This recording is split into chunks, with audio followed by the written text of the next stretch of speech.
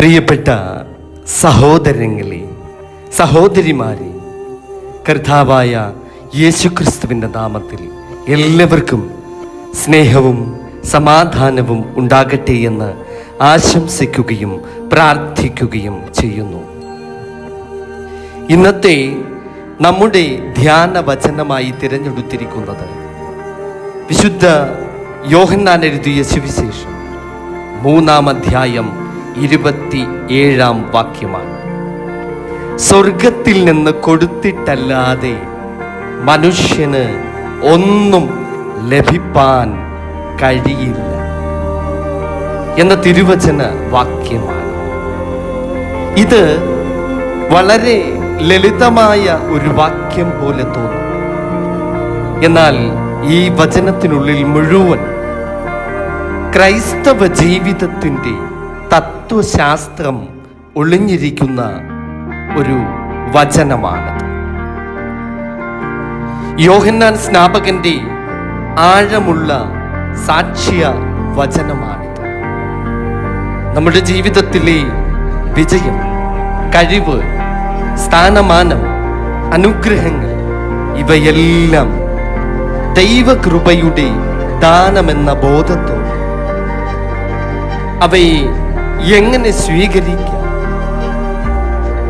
അഹങ്കാരമില്ലാതെ, നിരാശയില്ലാതെ, നന്ദി നിറഞ്ഞവരായി ജീവിക്കുവാൻ ഈ ധ്യാനം നമ്മെ സഹായിക്കും. ഒന്നാമതായി, ഈ വചനം ആരാണ് പറഞ്ഞത്? ഇത് പറഞ്ഞത് യോഹന്നാൻ സ്നാപകനാണ്. ജനങ്ങൾ അദ്ദേഹത്തെ തെറ്റിദ്ധരിച്ച് ആ സമയത്ത് ശിഷ്യന്മാർ പറഞ്ഞു, റബ്ബി, യോർദാനിന് അപ്പുറത്തു നിന്നിരുന്നവർ ഇപ്പോൾ എല്ലാവരും അവന്റെ അടുക്കൽ പോകുന്നു. അവിടെയാണ് യോഹന്നാൻ പ്രതികരിക്കുന്നത്. അതീവ വിനയത്തോടെയാണ് അദ്ദേഹം പ്രതികരിക്കുന്നത്. സ്വർഗത്തിൽ നിന്ന് കൊടുത്തിട്ടല്ലാതെ മനുഷ്യന് ഒന്നും ലഭിപ്പാൻ കഴിയില്ല. ആമേൻ. അദ്ദേഹം പറയുകയാണ്, എൻ്റെ ശുശ്രൂഷയും പ്രശസ്തിയും അതുപോലും ദൈവത്തിൻ്റെ ദാനമാണ്. അതെനിക്ക് സ്വന്തമല്ല എന്നാണ്. രണ്ടാമതായി, ഇന്നത്തെ മനുഷ്യന്റെ വലിയ തെറ്റിദ്ധാരണ. ഇന്നത്തെ ലോകം നമ്മോട് പറയുന്നത്, നീ സ്വയം ഉണ്ടാക്കിയതെല്ലാം, നിന്റെ കഴിവ്, നിന്റെ ബുദ്ധി, നിന്റെ പരിശ്രമം, നീ വിജയിച്ചത് അത് നിന്റെ മിടുക്കുകൊണ്ടാണ് എന്നാണ്. അപ്പോൾ വിശുദ്ധ വേദപുസ്തകം ചോദിക്കുന്നു, നിന്നെ വിശേഷിപ്പിക്കുന്നത് ആർ? ലഭിച്ചതല്ലാതെ നിനക്കെന്തുള്ളൂ എന്നാണ് 1 കൊരിന്ത്യർ 4-ാം അധ്യായത്തിന്റെ 7-ാം വാക്യത്തിൽ പറയുന്നത്. നമ്മുടെ ബുദ്ധി, നമ്മുടെ ആരോഗ്യം, നമ്മുടെ കുടുംബം, നമ്മുടെ അവസരങ്ങൾ, ഇവയെല്ലാം നിനക്കുള്ള സർവ്വതും സ്വർഗത്തിൽ നിന്ന് കിട്ടിയ ദാനങ്ങളല്ലേ? മൂന്നാമതായി, ദൈവകൃപ ഇല്ലാതെ പരിശ്രമം മതിയാകില്ല. വിശുദ്ധ ബൈബിൾ പറയുന്നു, യഹോവ വീട് പണിയാതെ ഇരുന്നാൽ പണിയുന്നവർ വൃഥാ അധ്വാനിക്കുന്നു എന്നാണ് സങ്കീർത്തന പുസ്തകം 127-ാം അധ്യായത്തിന്റെ 1-ാം വാക്യത്തിൽ പറയുന്നത്. നമ്മൾ വിദ്യാഭ്യാസം നേടുന്നു, നമ്മൾ ജോലി ചെയ്യുന്നു, ആയതിൻ പ്രകാരം നമ്മൾ ചിലതൊക്കെ മുന്നമേ പ്ലാൻ ചെയ്യുകയാണ്. എന്നാൽ ഫലം അത് ദൈവത്തിൻ്റെ കൈകളിലാണ്. ഇതാണ് ഒരു ക്രിസ്ത്യാനിയെ സംബന്ധിച്ചിട്ടുള്ള ഒരു മോട്ടിവേഷൻ. പരിശ്രമം ചെയ്യുക, പക്ഷേ ഫലത്തിൽ ഒരിക്കലും ആരും അഹങ്കരിച്ചു പോകരുത്. നാലാമതായി ഈ വചനം പഠിപ്പിക്കുന്ന 3 ആത്മീയ പാഠങ്ങൾ. ഒന്നാമതായി വിനയം,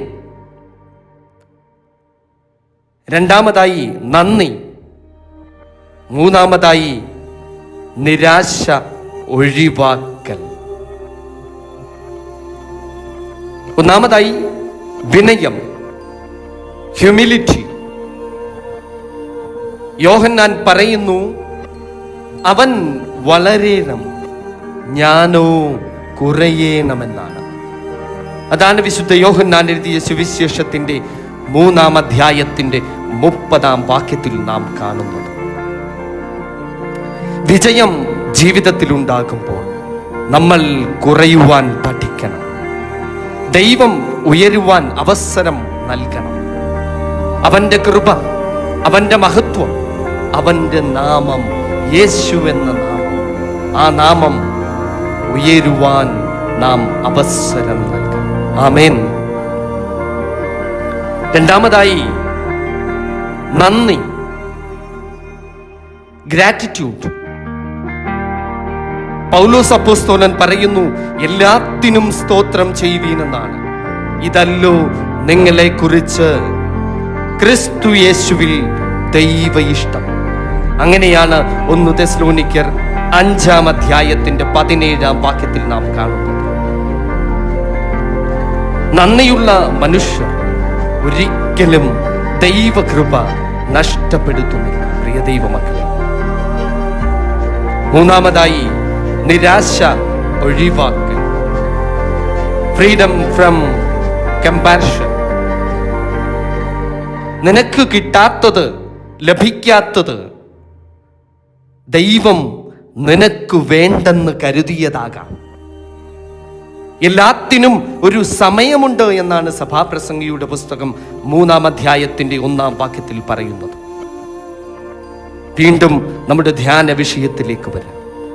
നാലാമതായി നാം പറഞ്ഞു നിർത്തിയത് ഈ വചനം നമ്മെ പഠിപ്പിക്കുന്ന 3 ആത്മീയ പാഠങ്ങളാണ്. അഞ്ചാമതായി യേശു ക്രിസ്തുവിന്റെ ജീവിതം നമ്മെ പഠിപ്പിക്കുന്നത്. യേശു തമ്പുരാൻ പറഞ്ഞു, ആമേൻ ആമേൻ ഞാൻ നിങ്ങളോട് പറയുന്നു, പിതാവ് ചെയ്തത് കാണുന്നതല്ലാതെ പുത്രന് സ്വതയെ ഒന്നും ചെയ്യുവാൻ കഴിയുകയില്ല. അവൻ ചെയ്യുന്നതെല്ലാം പുത്രനും ആവണ്ണം തന്നെ ചെയ്യുന്നു എന്നാണ് വിശുദ്ധ യോഹന്നാൻ എഴുതിയ സുവിശേഷത്തിന്റെ 5-ാം അധ്യായത്തിന്റെ 19-ാം വാക്യത്തിൽ കാണുന്നത്. ദൈവപുത്രൻ തന്നെ എല്ലാം പിതാവിൽ ആശ്രയിച്ചെങ്കിൽ നമ്മൾ എത്രയധികം ആശ്രയിക്കണം. ആറാമതായി ജീവിതത്തിൽ ഈ വചനം എങ്ങനെ പ്രായോഗികമാക്കാം എന്ന് നമുക്ക് ചിന്തിക്കാം. വിജയം വന്നാൽ അതിൽ അഹങ്കരിച്ചു പോകരുത്. പരാജയം വന്നാൽ അതിൽ നിരാശപ്പെടരുത്. വൈകിയാൽ വിശ്വാസം നഷ്ടപ്പെട്ടു പോകരുത്. ആമീൻ. എന്റെ കൃപ നിനക്കു മതിയെന്നാണ് 2 കൊരിന്ത്യർ 12-ാം അധ്യായത്തിന്റെ 9-ാം വാക്യത്തിൽ കാണുന്നത്. പ്രിയ ദൈവമക്കളെ, ഈ ലോകം നമ്മോട് പറയുന്നത് നീ മാത്രം മതി എന്നാണ്. എന്നാൽ ദൈവവചനം നമ്മോട് പറയുന്നത് സ്വർഗത്തിൽ നിന്ന് കൊടുത്തിട്ടല്ലാതെ മനുഷ്യന് ഒന്നും ലഭിപ്പാൻ കഴിയുകയില്ല എന്നാണ്. ഇത് നമ്മെ വിനയത്തിലേക്കും നന്ദിയിലേക്കും ആഴമുള്ള സമാധാനത്തിലേക്കും നയിക്കുന്ന വചനമാണ്. ഇന്നേ ദിവസം നമുക്കിങ്ങനെ പ്രാർത്ഥിക്കാം, കണ്ണുകൾ അടച്ച് പ്രാർത്ഥിക്കാം. കർത്താവേ, എനിക്കുള്ളതെല്ലാം നിന്റെ ദാനങ്ങളാണ്. അവയെപ്പോഴും ഓർക്കുവാൻ അടിയങ്ങളെ സഹായിക്കണം. ഞങ്ങൾ കേട്ട ഈ തിരുവചനം ഇന്ന് ഞങ്ങളുടെ ഹൃദയങ്ങളിൽ വെളിച്ചമായി തെളിയണം. കർത്താവേ, നിനക്കു നന്ദി പറയേണ്ടുന്ന സ്ഥലങ്ങളിൽ ഞങ്ങൾ പലപ്പോഴും അഹങ്കരിച്ചു പോയിട്ടുണ്ട്. നിന്റെ ദാനങ്ങളെ ഞങ്ങൾ ഞങ്ങളുടെ സ്വന്തം നേട്ടങ്ങളായി കണക്കാക്കിയിട്ടുണ്ട്. ഞങ്ങളുടെ കഴിവുകളിൽ, ഞങ്ങളുടെ ബുദ്ധിയിൽ, ഞങ്ങളുടെ പരിശ്രമത്തിൽ അടിയങ്ങൾ അതിരുകടന്ന് വിശ്വാസം വെച്ച് നിന്നെ മറന്ന നിമിഷങ്ങൾക്കായി ഞങ്ങൾ നിന്നോട് മാപ്പ് ചോദിക്കുന്നു. കർത്താവേ, ഞങ്ങൾക്ക് ലഭിച്ച ഓരോ ശ്വാസവും, ഞങ്ങളുടെ ജീവിതത്തിലെ ഓരോ അവസരവും, ഞങ്ങളുടെ കുടുംബവും, ഞങ്ങളുടെ വിശ്വാസവും എല്ലാം നിന്റെ കൃപയുടെ ദാനങ്ങളാണെന്ന് ഞങ്ങൾക്ക് ഇതിനാൽ ബോധ്യമായിരിക്കുന്നു. ഞങ്ങൾക്ക് ഇല്ലാത്തതിനെ കുറിച്ച് ഞങ്ങൾ പലപ്പോഴും നിന്നോട് പരാതി പറഞ്ഞു. മറ്റുള്ളവരുമായി ഞങ്ങൾ തന്നെ താരതമ്യം ചെയ്തു. നീ തന്ന വഴികളിൽ സന്തോഷത്തോടെ നടക്കാതെ ഞങ്ങളുടെ ഹൃദയം പലപ്പോഴും കലങ്ങിപ്പോയി. കർത്താവേ, അനുതാപത്തോടെ ഞങ്ങൾ ഇന്ന് നിന്റെ തിരുമുൻപിൽ മുട്ടുകുത്തുന്നു. ഞങ്ങളുടെ ഹൃദയത്തിലെ അഹങ്കാരം തമ്പുരാനെ നീ അവിടുന്ന് നീക്കണമേ. ഞങ്ങളുടെ ഹൃദയം വിനയം കൊണ്ട് നിറയ്ക്കണമേ. യോഹന്നാൻ സ്നാപകൻ പറഞ്ഞതുപോലെ അവൻ വർദ്ധിക്കണം, ഞാൻ കുറയണം എന്ന ആത്മാവ് ഞങ്ങളുടെ ജീവിതത്തിലും പ്രവർത്തിക്കണം. വിജയത്തിൽ നിന്ന് നിന്നെ മഹത്വപ്പെടുത്തുവാൻ, പരാജയത്തിൽ നിന്നിൽ തന്നെ ആശ്രയിക്കുവാനും ഞങ്ങളെ അവിടുന്ന് പഠിപ്പിക്കണമേ. എൻ്റെ കൃപ നിനക്ക് മതി എന്ന അവിടുത്തെ വാക്കിൽ ഞങ്ങളുടെ ജീവിതം ആശ്രയിക്കണം. ഞങ്ങളുടെ ജീവിതം മുഴുവൻ നിന്റെ ദാനങ്ങളെ നന്ദിയോടെ സ്വീകരിക്കുന്ന ഒരു വിനയമുള്ള ശിഷ്യരാകുവാൻ ഞങ്ങളെ അവിടുന്ന് ശക്തരാക്കണം. ഇവയെല്ലാം ഞങ്ങൾ പ്രാർത്ഥിക്കുന്നത് ഞങ്ങളുടെ കർത്താവും രക്ഷിതാവുമായ യേശു ക്രിസ്തുവിൻ്റെ വിശുദ്ധ നാമത്തിൽ തന്നെ. ആമേൻ. സ്തോത്രം. ഹല്ലേലൂയ. യേശുവേ സ്തോത്രം, യേശുവേ നന്ദി. സ്തോത്രം. ഹല്ലേലൂയ.